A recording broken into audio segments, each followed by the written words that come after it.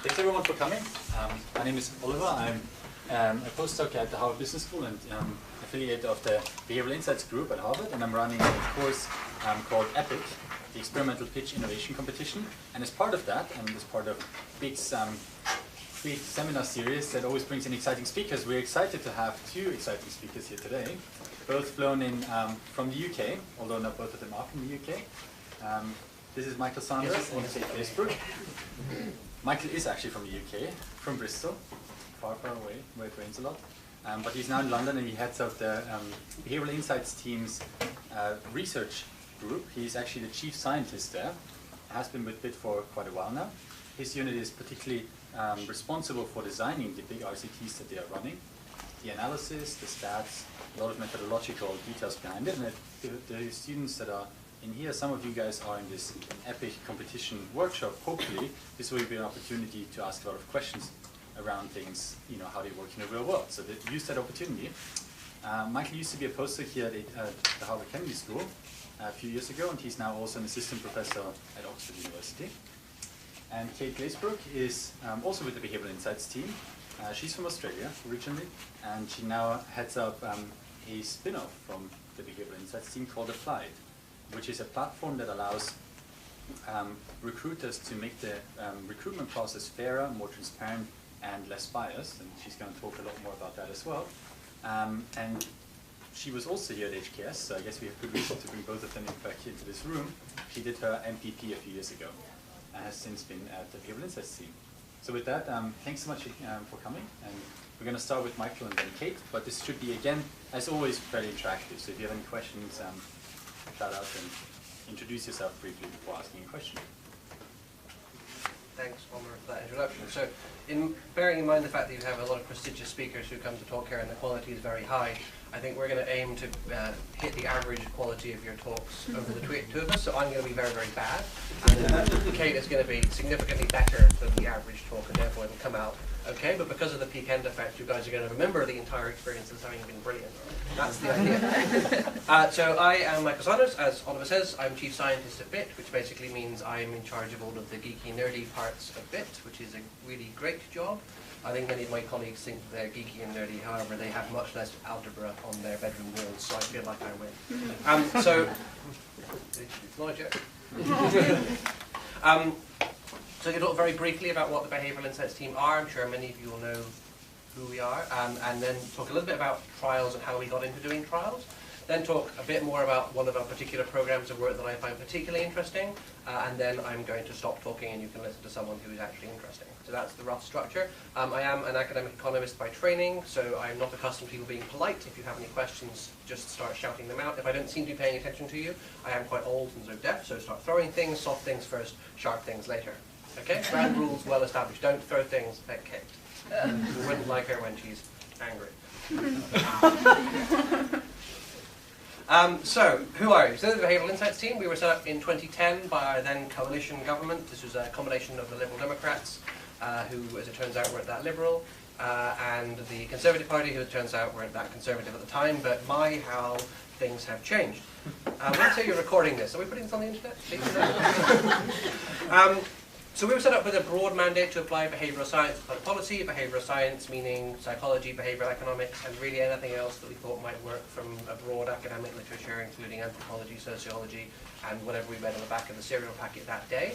When we were set up under the auspices of a man called Steve Hilton, who now teaches, I think, at Stanford, and who had a reputation, it persists, of being a little bit wacky and a little bit of a lunatic. This reputation, I can say, was fully and richly deserved.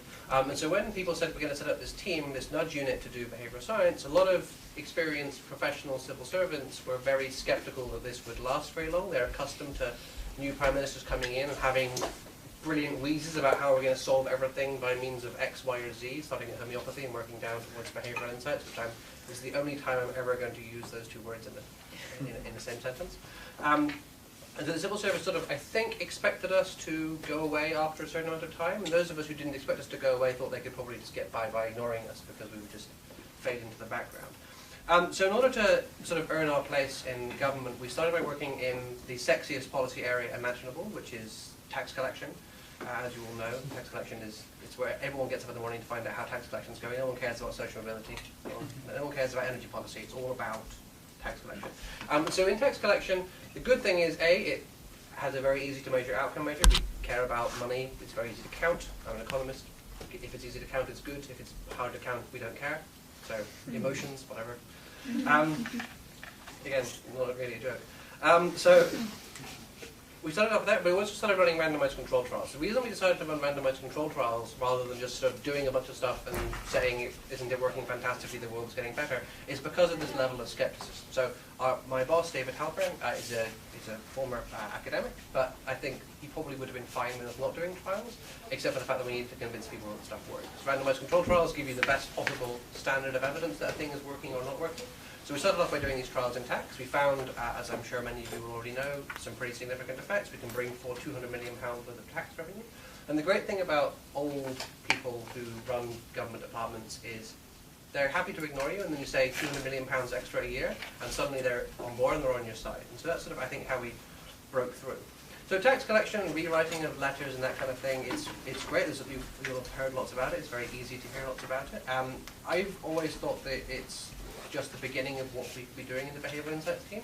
And so I'm going to talk to you about some of the work we've been doing around social mobility and education today, which I think is a thornier issue that historically we haven't been associated with. So Britain holds the dubious distinction, as well as having, I think, invaded more countries than any other one in the world, of being the only country in the developed world where our indigenous population, and particularly our indigenous male population, performs worse academically than every single minority, every single immigrant group outperforms our indigenous, so white working class males in particular, perform just so badly.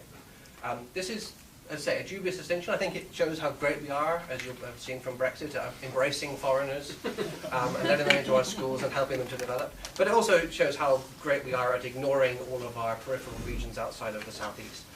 So we really wanted to sort of try and address this problem. One of the fun stylized facts of this problem is that it's not just the fact that the schools which these people are in are underfunded, it's also that there's a poverty of aspiration as well. So there's a great paper by Jake Anders from UCL, which shows that white working class boys, even if they get the top grades at school, even if they're getting 3 A's at A-level, so they could go to whichever university they want to, they still disproportionately don't apply to university. And if they do apply to university, they apply to systematically worse universities than similar individuals with the same grades from wealthier backgrounds. Now in the UK, because we have this marvellous invention called socialism, it doesn't matter how rich you are, everyone can go to university, and in many cases going to a better university is cheaper if you're poorer than going to a lower quality university. Or sorry, I should say less prestigious, because the government line is that there are no better or worse universities, they're just more or less prestigious. Although how prestige is achieved is an interesting question you might want to read. So we started working on this problem. We did a series of projects which Oliver partook in. He wasn't a white working class boy. He's not British. You may be able to tell from the voice. When he was over with us as a research fellow for the summer, around trying to get young people to achieve more, to aspire higher. One of the most successful interventions we did there was we sent. So we did 3 things. First, we had a control condition, so that's not one of the 3 things. That's the 4th thing. Bearing with me on the numbers. Good. The first thing we did was we sent the kids information, so we had the 3 little cards that said, it's cheap to go to university, you're going to earn tons more money, and it's a great place to go. And those made people significantly less likely to want to go to university. So it turns out telling people that university is a great idea just doesn't work. Maybe just for you guys, but certainly for the people who we're talking about, it doesn't work. We sent the same cards to their parents, telling their parents, hey, your kids can afford to go to university, it's actually cheaper than you think, it's going to get them chances in life. And that didn't backfire, which is positive, but it didn't do anything at all. Parents either didn't read it or didn't care. The third intervention was we sent somebody from a similar background to these people to a bunch of schools and to give a talk in assembly, saying, hey, I was from a school like yours, I'm from a background like yours, I applied to university, I went to university, and it's great and I love it, and my life has been transformed by it. And that significantly increased the rate of people wanting to go to university. So this is self-reported, so it increases the likelihood of wanting to go to university 3 months later by 20%, so 8 percentage points. Pretty chunky effect, which we're really pleased with. Want to see what actor we used for? Would you like to, Oliver? No. It was me. Yes. Remember I said Michael is from the far west point of the UK, and turns out he is very popular there when he goes back and gives inspiring talks to young people who then want to go to university. So it's a Michael Sanders effect, I'm sure. Which is not the title of the paper, So. despite my co-author's wishes. So we did that. Obviously, the time of this individual who gave the talks is a fairly scarce resource, and I decided not to rededicate my life to driving around Somerset giving people talks for the rest of my life. So what we wanted to try and do was take the essential essence of that, which is a message from somebody like you, and then communicate it out in a way that could be scaled up and done in a much larger way.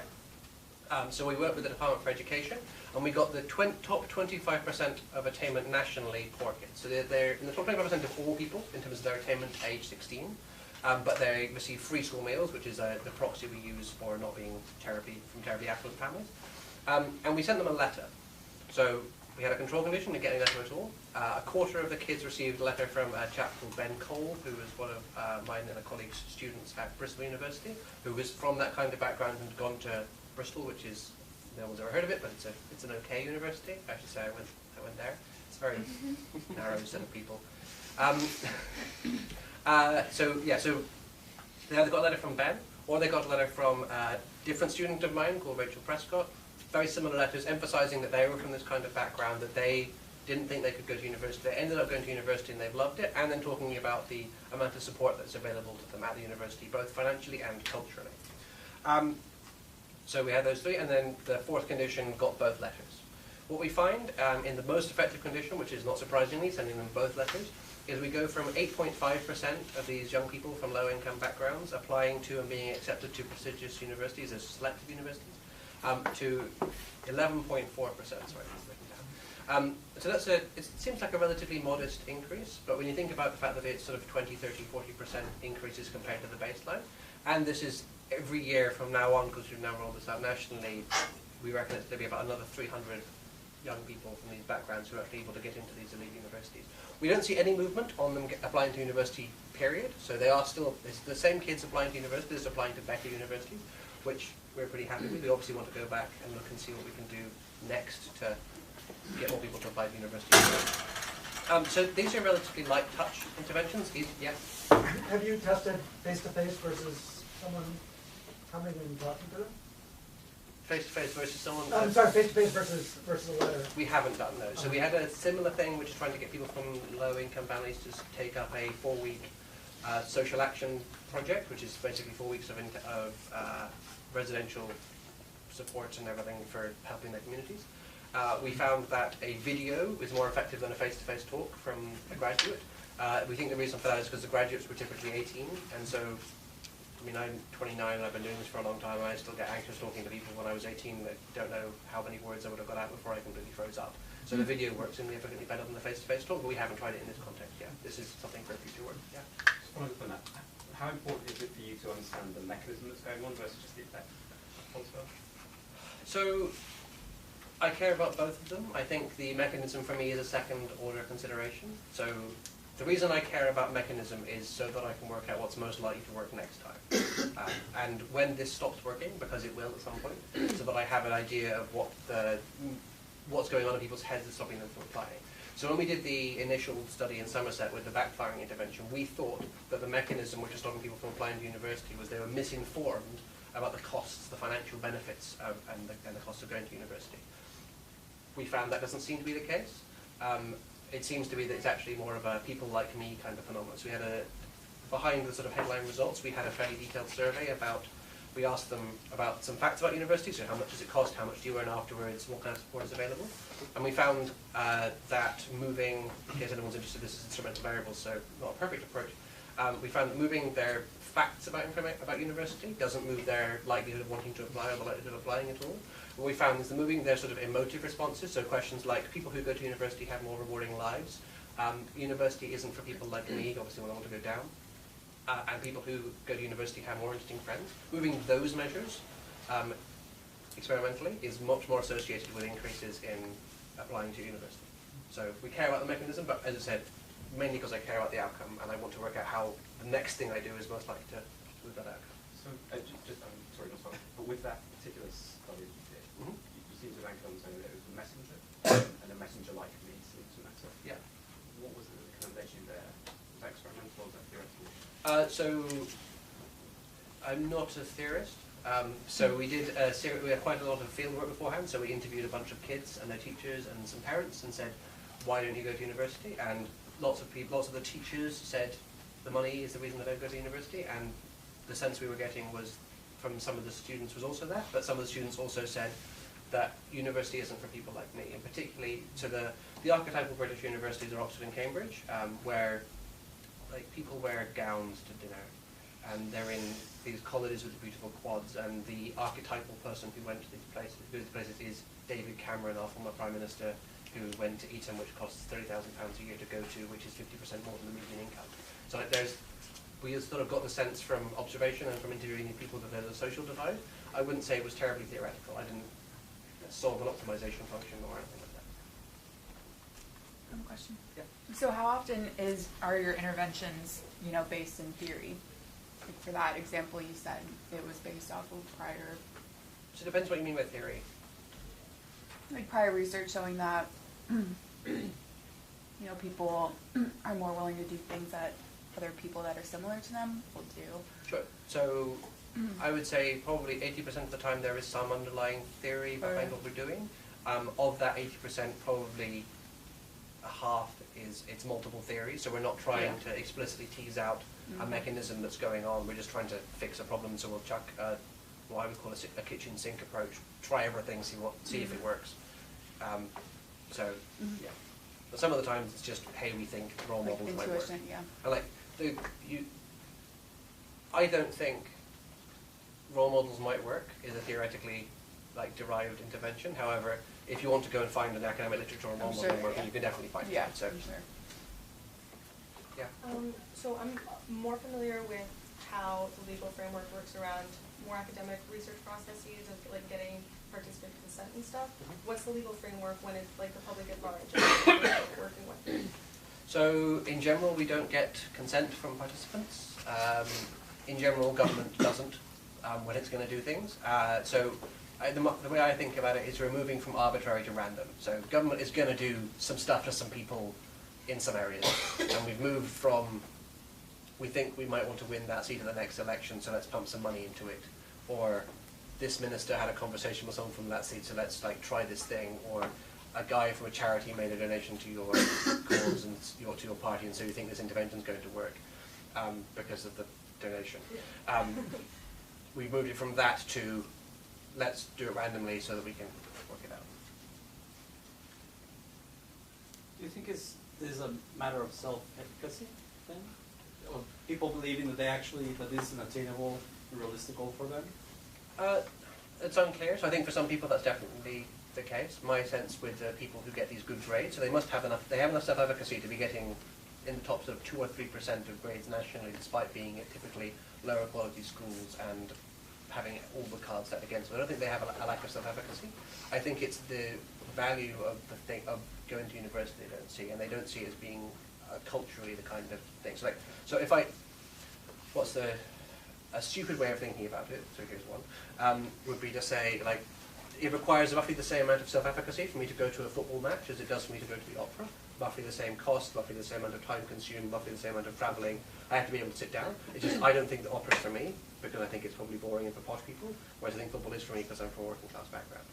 So what we're trying to, but in this case, I don't care, but if going to the opera made you earn £300,000, about $450,000 more over the course of your lifetime, then maybe government would care.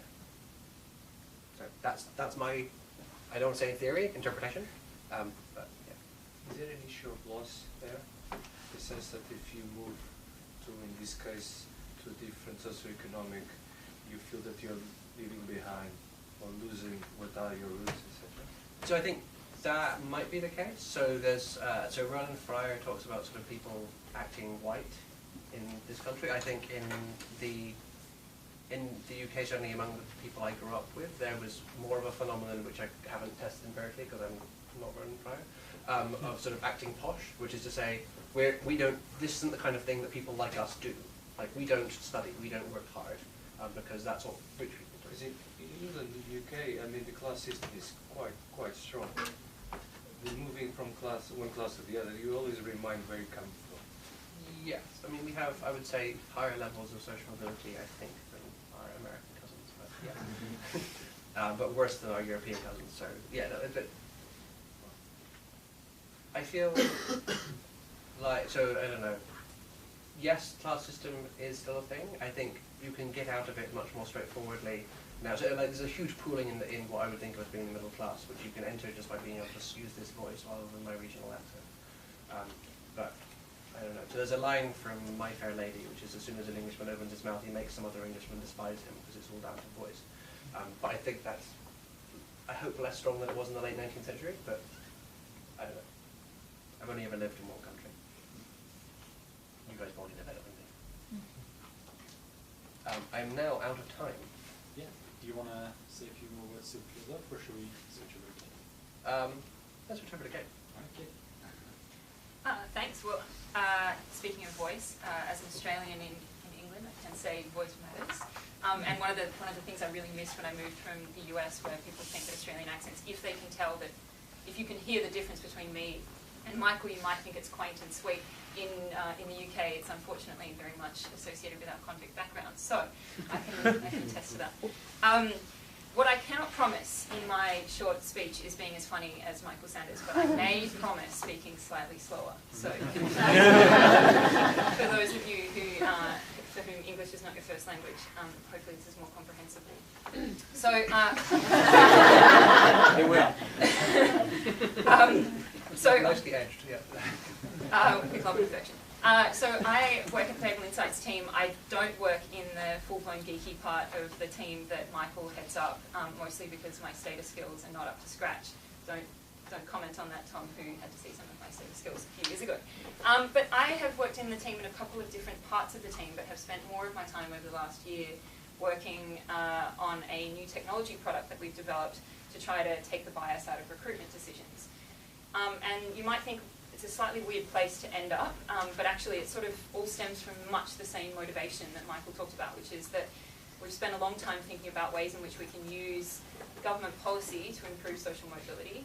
And I was really struck by a series of studies that have been done by people at this university and all around the world on the kind of disproportionate rates at which people get called back for interview when sending the same CV but changing the name. So for those of you who are not familiar with the very niche literature that is auditing and correspondence studies, the basic design is you take two CVs that are precisely the same, applying to the same job, and change the name at the top of them and just see whether or not name seems to matter for whether or not you get called back for interview. And sadly, lo and behold, it does. They've run studies now in about 30 countries, and we find that about 40 to 75% chance of you are 40 to 75% more likely to get called back for an interview if you have a white-sounding or a native-sounding surname, which to me just seemed kind of crazy because there's nothing about my name that tells you whether or not I'm going to be good at my job.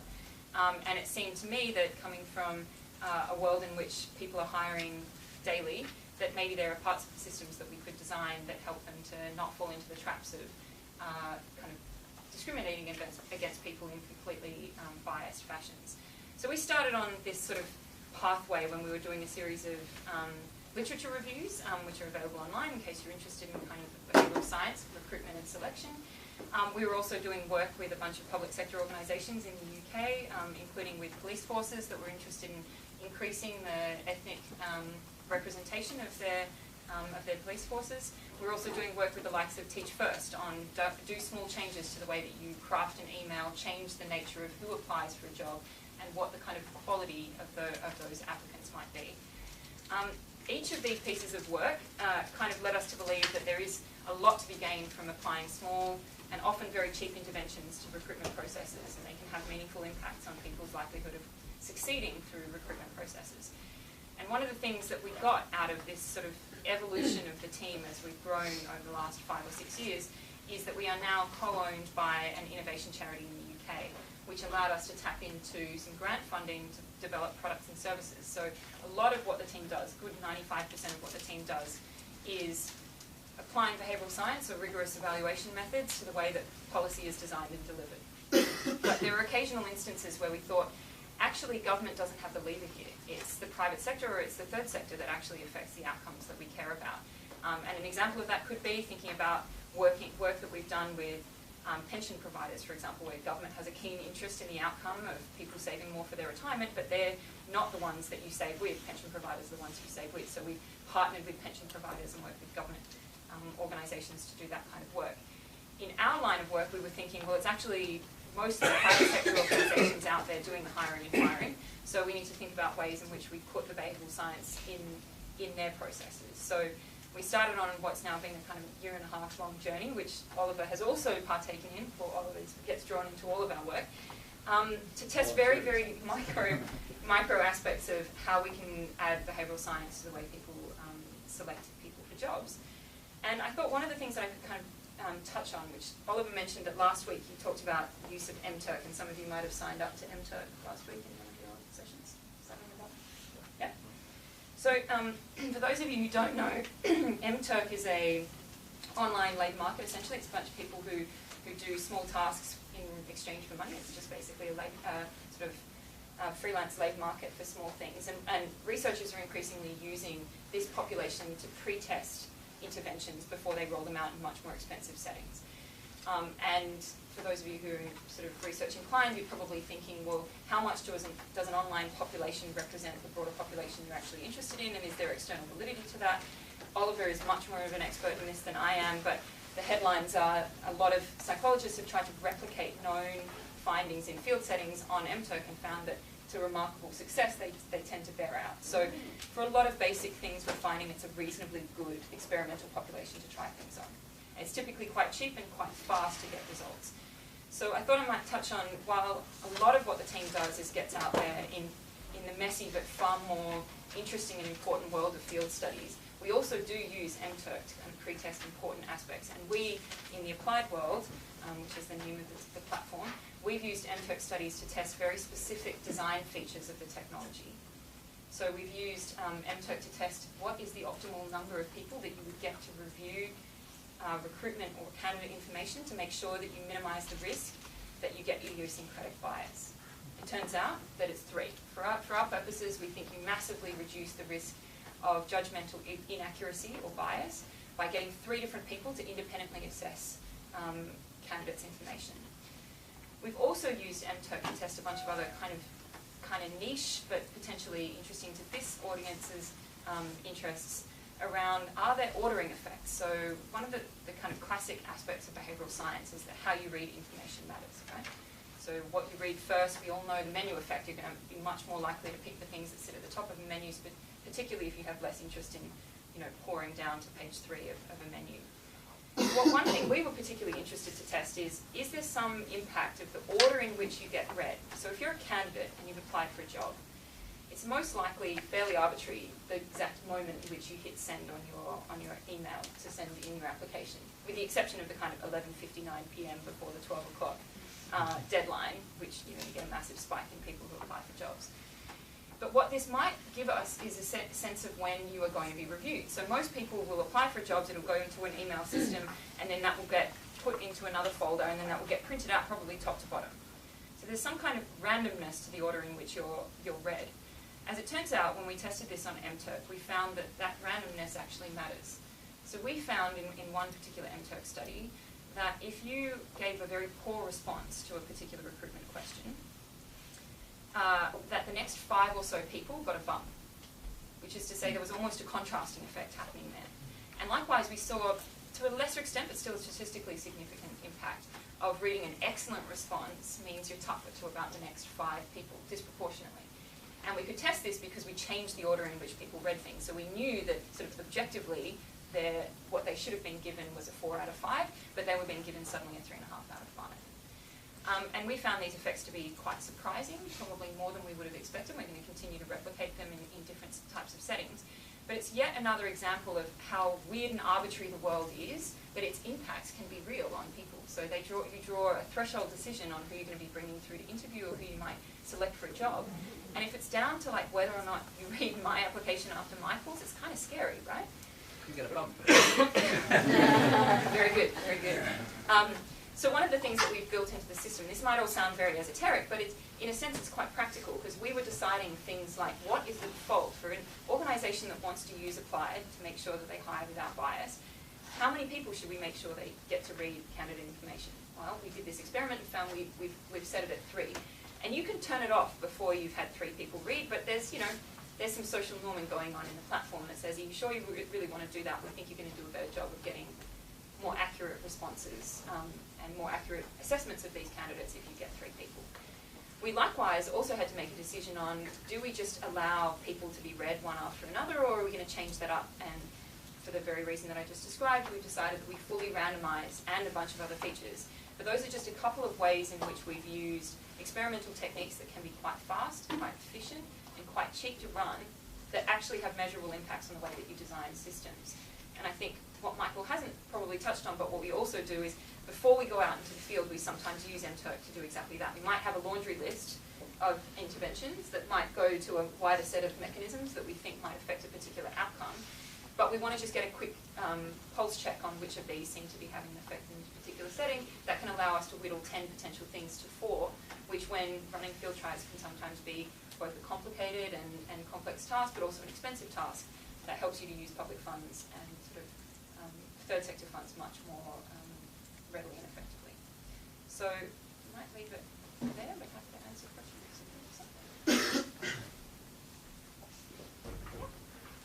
You said you guys work on, Applied works mainly on the recruitment side of getting things. Do you have you started to work, or do you have any aspirations to work past just the recruitment phase? Or, and secondly, during that recruitment phase, do you also do work on the interview side of things? Great questions. Yes to both of them. So we've not fully built out the interviewing interface, but we do provide guidance on sort of best practice interviewing. I was joking earlier today that when we first started on this path, we were like, wouldn't it be amazing if you could blind the entire process? So we do blind applications, we chunk them up in a particular kind of way. We joked about, could we have a system where you have sort of like the equivalent of a brown paper bag over people's faces when they're doing interviews, and decided that that's probably not something people are going to use. And being pure about something might not always lead you to actually having social impacts. It's a good example of that. But we do have good practice guidelines on doing structured interviews well. Ideally using multiple people and getting their perspectives, not doing wash-ups. The usual stuff of, you know, the most effective way of getting multiple opinions is to not have people talk about it and not have people be influenced by the kind of most powerful voice in the room. But your question about kind of the post-recruitment phase is a really interesting one. We're interested in lots of different questions there. The most obvious one is performance management. So you can imagine, and we've talked about the challenge here of, imagine we do a phenomenal job. Just imagine we do a phenomenal job of finding much more diverse candidates and doing a much better job of de-biasing recruitment processes. And these people get hired into firms that then are not, you know, for want of a better way of describing it, ready to deal with the diversity, both sort of socio-demographic, but maybe even diversity in the skill sets that they've now hired in. Now we know from an increasing body of evidence that more diverse teams perform better, but also under the right kinds of conditions. So you could imagine a world in which we do a great job of hiring more diverse people and they flounder and do very poorly in the workplace because that workplace is not well set up for them. And that might lead you to 2 very important problems there. One is like a genuine human problem, which is those people have a terrible experience of it, but also that the organisations may learn the wrong things from that process. Like you could have a massive misattribution problem of saying, well, we tried that diversity thing and it didn't work, so we're going to return to we're only hiring from Oxbridge, people with a posh-sounding accent, for example. So we genuinely really care about that outcome, and we think that getting into the performance management space is a way of trying to make sure that you de-bias the kind of long line. We haven't yet done that, but we definitely agree that that's an important part of that. There's also spaces in between that you can do really interesting work, like on induction, just on the onboarding of new people into organisations. And people here at HBS, Francesca Gino, for example, has done some really interesting work on getting people to be in their kind of best headset when they first walk into an organisation, and they tend to stay longer and be more effective. So we think there's probably lots of very small, cheap interventions, even if it's down to you've now hired Michael, here's a pack of, like, if you want to continue best practice, here's a pack of things that you could think about doing. Another example, we were joking last week, is I was at a conference last week where the head of Facebook in Europe, who's a woman, was speaking, and she talked about having worked in an organisation where it was written into her contract what the length of time between having babies could be. She was told she was not allowed to get pregnant within 3 years, and that was written into her contract. She, in the end, got pregnant within that period of time, and caused a bit of a fracas, and in the end she left that organisation. But we were talking about whether or not there's actually just a lot of really cheap and easy things to do about what's best practice employment contracts, and what does that look like, and could you actually, rather than risking having organisations making it up as they go along or taking what they think is a good example from somewhere else but in fact doesn't contain the best kinds of conditions there, which maybe the behavioural science of that is just the power of defaults and the power of making what you think best practice is as easy and as readily available as possible. And then there's a whole bunch of other stuff just about what's best practice for keeping people on that you think ultimately will lead to better performing teams. Yeah. It's clear that there's some of the work that you guys are doing is pretty like translatable globally because it's more like a systemic approach. Do you guys do any like direct kind of consulting with other geographic locations like nations or governments or private industry? Yes, we do. So we have, though most of the team is based in London, we have a team that's based in New York. We also have a team based in Australia, and we've just opened an office in Singapore.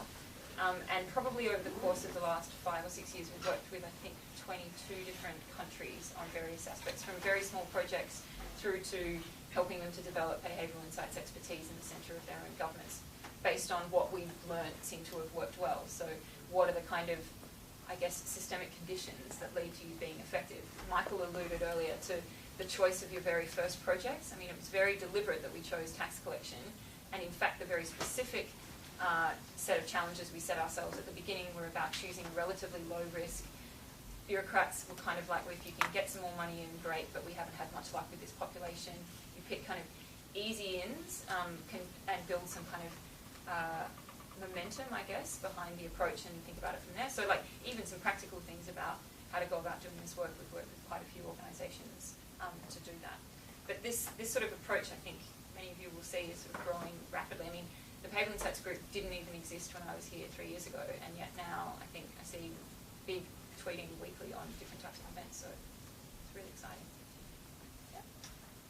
Is there any difference in terms of how much recruiters are biased across the ladder? So for higher or positions with high responsibility, is there more bias? And I'm thinking if you're looking at, and I don't know the platform that you're using, but I think it's similar to TaskRabbit maybe. Mm-hmm.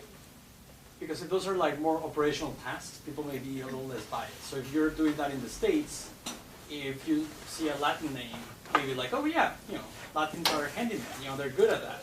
But maybe they're not good at a higher level position with, so how does that play in your research? Good question. So most of the studies that have been done worldwide have been done on either entry-level positions or kind of common positions. So they're like comms manager or sales or whatever it might be, because they were deliberately looking to get external validity of, are we picking jobs that are commonly gone for, and is there bias in those? By virtue of sample sizes, it's incredibly difficult to test like bias amongst decisions around CEOs. And we have yet to run kind of studies of that nature on the platform. It's quite, as I say, sample size makes it quite tricky to be able to detect those kinds of impacts. That being said, there's a lot of interest in organisations about doing both things. So they're worried about the pipeline, so they're worried about making the entry-level positions as even as possible, but also then they see massive drop-offs. So I'm not sure if any of you saw that McKinsey's recently released some work on gender equality in the workplace, and just found, actually in a lot of organisations in the UK, for example, it's basically 50-50 gender-wise at entry, but it massively drops off as you get through the organisation. So that's something about later on they're not hiring in women as often as they're hiring in men, but again it comes back to this point of performance management as well. Yeah. Hi, I too am a fast talking Englishman, so I feel you're okay. Excellent. Also, It's their pain, mine's fine. So before coming here, I was working for a startup inside the Treasury, which died. And so I'm really interested institutionally about how you built influence for something within the British Civil Service, where I assume most bureaucrats were very resistant. So David Halpern has a mnemonic for how to set up a successful behavioural insights team. David loves mnemonics. It's apples, which I'm now going to try and remember all the letters of. So in order to have a successful behavioural insights team, which I think this applies more generally than just behavioural insights team, you need to have administrative support, which isn't to say secretariat. It means, so in this case, the cabinet secretary, the civil service, like being brought in. I think in our case, that was largely achieved by showing them that we were useful and that we made their lives more interesting. I also think a lot of the early work, and actually quite a lot of the subsequent work, hasn't involved working with the most glamorous people in government. It's about finding the guy in the basement who's in charge of printing off the letters that get sent to people who are late paying their tax. And those guys in general, because nobody above sort of the very junior grades has ever been down to see them, will generally be very happy to work with you. So trying to make other people's lives interesting, I think, helps, and also getting the support. It helps that so Gus O'Donnell and Jeremy Haywood were supportive, obviously. If you can get the head of the civil service to be in favour, then that obviously helps a lot. Politics, so essentially if all of our ministers thought that it was a rubbish idea, we were never going to get anywhere. I think you can trade off A and P here, so if you've got a lot of administrative support, so you can get a few things done which you can show the ministers and convince them, which is what our experience with the Home Office has been. This is the department that deals with typically crime and justice and the law. They were very resistant. We got a few officials to like us, and then the ministers have been converted. Third one is people, so who you've got matters a great deal. In the early days of BIT, it was before my time, because I'm not a terribly good academic, there was a lot of very good academics in the team who had no experience of the civil service, and so would spend their entire lives. So were you in horse cars? Yeah. So the inside baseball, like the Treasury building, you can get lost in for months at a time, and if you're unpopular and a bit of an academic, people will let you wander around. And the fact that there are like 3 orange zones on each floor, it's like, oh yeah, the meeting's in the orange zone, it's like great, and now where am I going?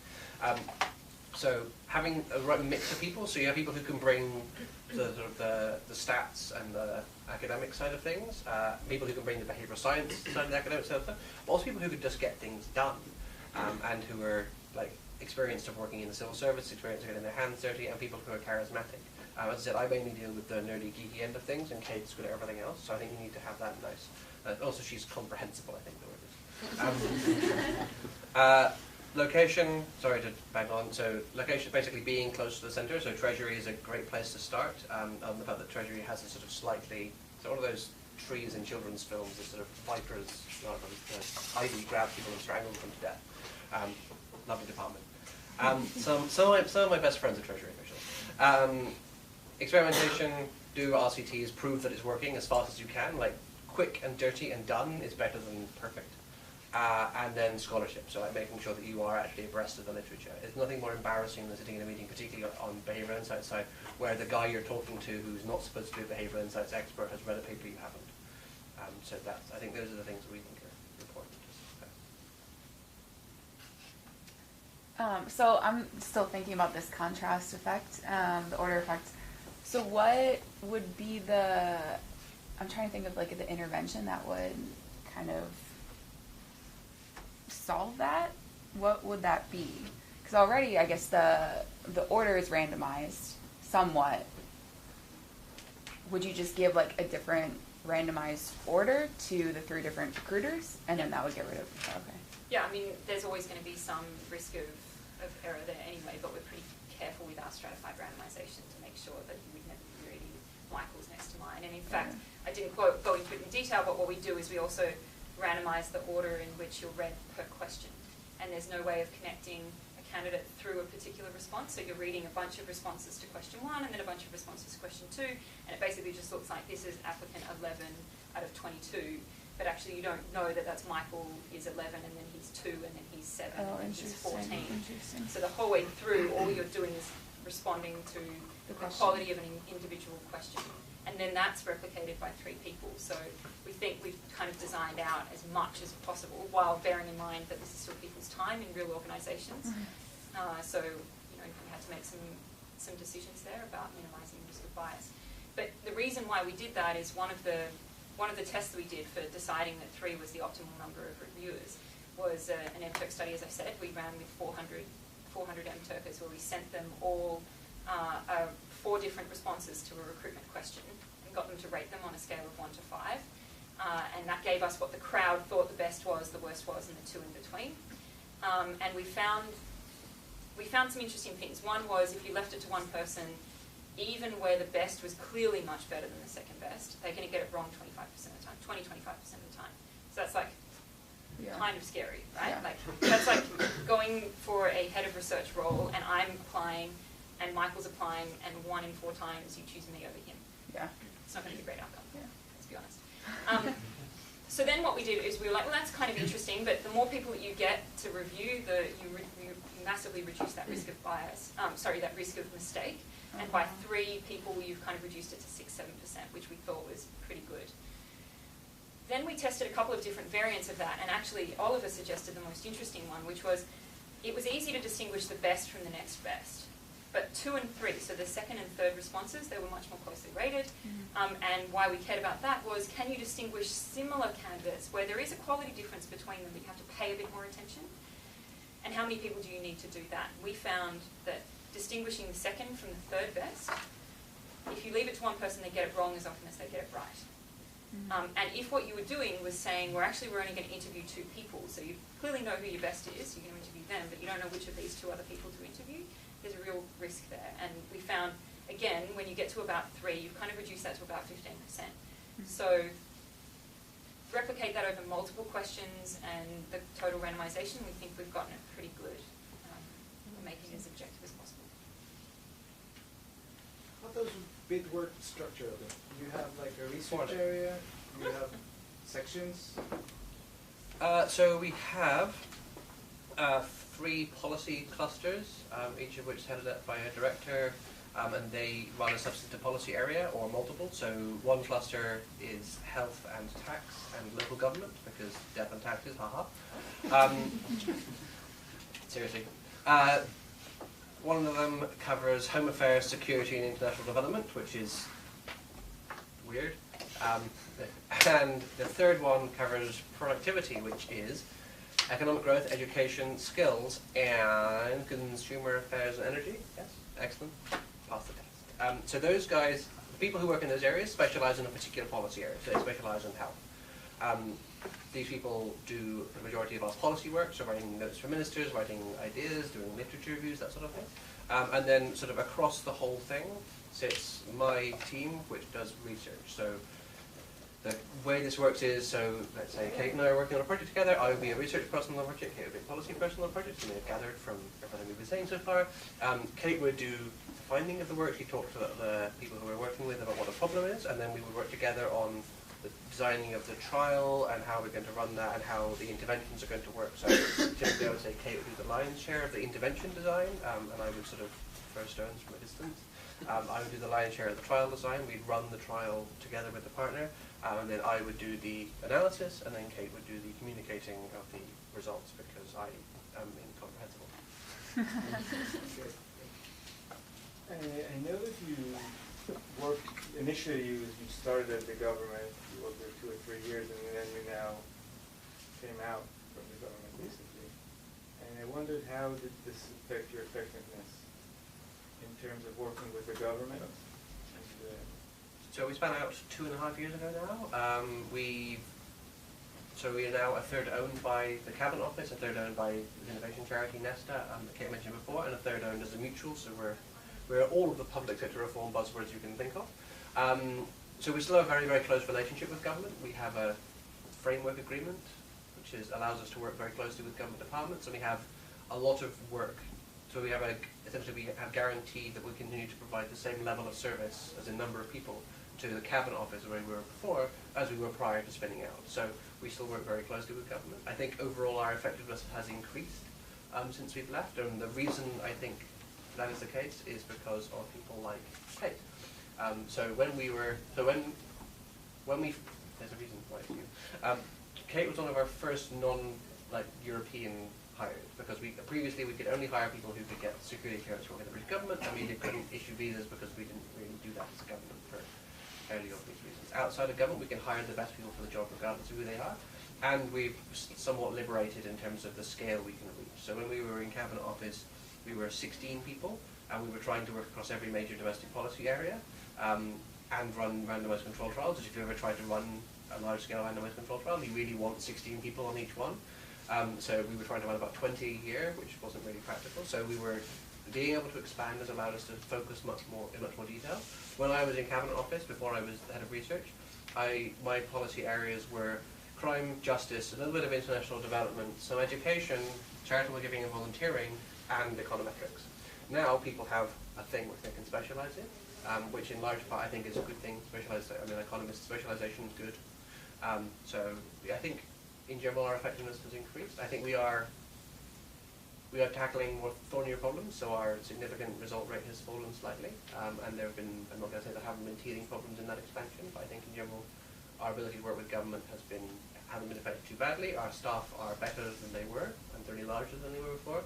And we're able to work with a broader range of governments now. So for example, Kate said we work with 22 different countries. A lot of those countries share similar problems like tax collection. We only have one central government tax collection agency in the UK, whereas if you're working with 20, the amount of things you can learn and try and cross-pollinate ideas, I think, is expanded dramatically. So in general, I think good, but I would say that. Right, maybe that's a good note to leave it on. I think most of you have to head out to another course or class, but if you have some time, I think Michael and Kate are going to hang around for a little bit for questions. Thanks so much again for coming, and I hope you're going to come also for the next lecture we're going to have on EPIC, but also look out for emails from us from BIG and EPIC, and hopefully this was interesting. Hopefully you see more interesting things, and if you have any questions, let us know. Thanks so much for coming, and thank you very much for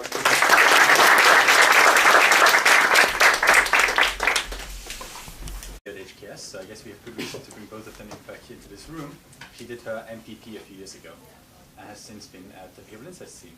So with that, thanks so much for coming, and we're going to start with Michael and then Kate, but this should be, again, as always, fairly interactive. So if you have any questions, shout out and introduce yourself briefly before asking a question. Thanks, Omar, for that introduction. So, bearing in mind the fact that you have a lot of prestigious speakers who come to talk here and the quality is very high, I think we're going to aim to hit the average quality of your talks over the two of us, so I'm going to be very, very bad. And Kate is going to be significantly better than the average talk, and therefore it'll come out okay, but because of the peak end effect, you guys are going to remember the entire experience as having been brilliant. That's the idea. So I am Michael Saunders. As Oliver says, I'm Chief Scientist at BIT, which basically means I'm in charge of all of the geeky, nerdy parts of BIT, which is a really great job. I think many of my colleagues think they're geeky and nerdy, however, they have much less algebra on their bedroom walls, so I feel like I win. So, it's not a joke. So you talk very briefly about what the Behavioural Insights Team are. I'm sure many of you will know who we are. And then talk a little bit about trials and how we got into doing trials. Then talk a bit more about one of our particular programs of work that I find particularly interesting.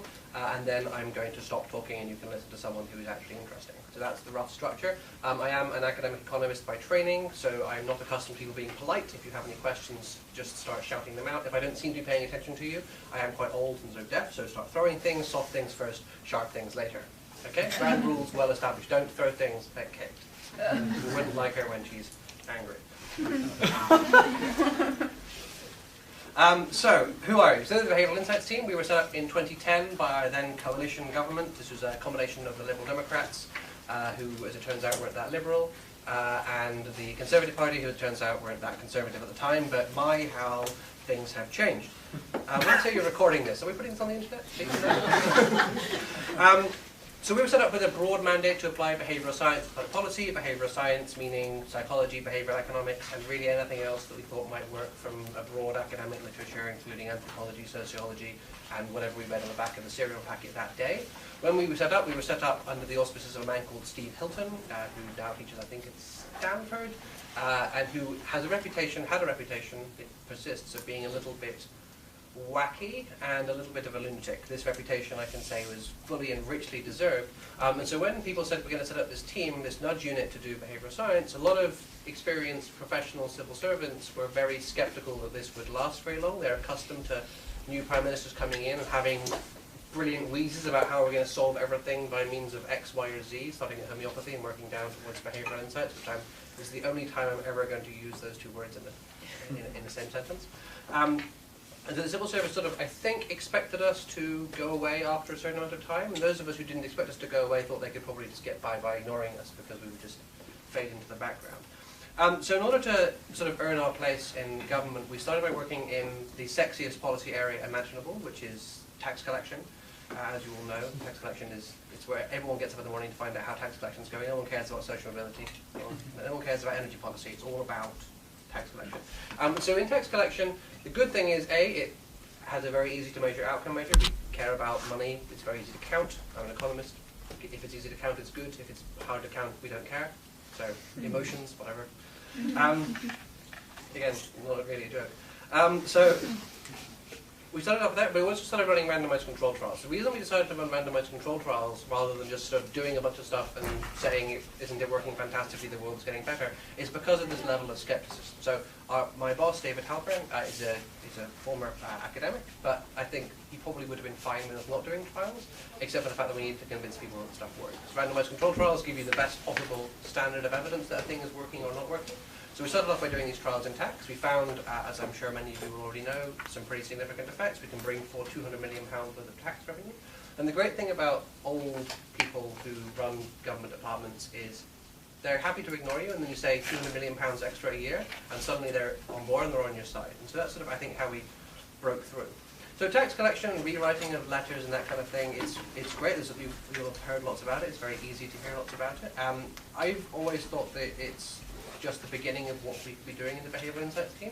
And so I'm going to talk to you about some of the work we've been doing around social mobility and education today, which I think is a thornier issue that historically we haven't been associated with. So Britain holds the dubious distinction, as well as having... Thanks everyone for coming.